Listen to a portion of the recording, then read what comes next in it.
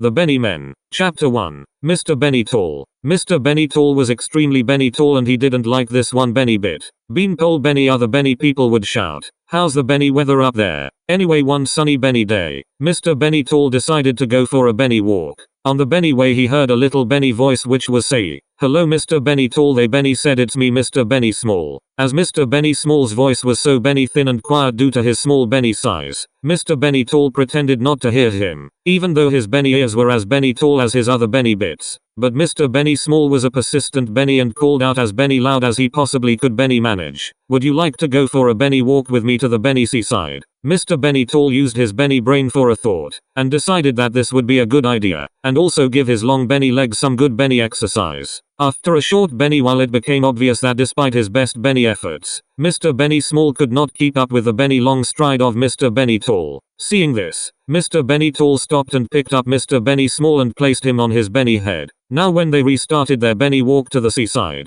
they now got there in 2 Benny seconds flat. Next Mr. Benny Small said to Mr. Benny Tall, "Let's go for a Benny swim in the Benny Sea. It's lovely at this Benny time of year." "No thanks," said Mr. Benny Tall. "By the Benny time my long tall Benny legs get fully submerged, I will be in Benny France." Mr. Benny Tall sat glumly on a Benny cliff with his Benny feet on the sand far below and moaned, "Why do my Benny legs have to be so Benny Tall?" Just then Mr. Benny Gossip came along and said, "Why so glum Mr. Benny Tall? What's up?" Mr. Benny Tall told Mr. Benny Gossip about his Benny Tall legs and how they made him unhappy. Mr. Benny Gossip said, "Have you heard about Mr. Benny Small drowning in the Benny Sea?" Mr. Benny Tall said no and carried on moaning about his Benny Tall legs. Next Mr. Benny Fat Guts came over and said, "Have you heard about Mr. Benny Small's rescue from the Benny Sea and Mr. Benny Gossip's arrest for spreading false Benny gossip?" Mr. Benny Tall said nothing. He kept on looking at his tall Benny legs and wishing they were not so Benny long. Finally Mr. Benny Positive came over and sat by the top Benny half of Mr. Benny Tall.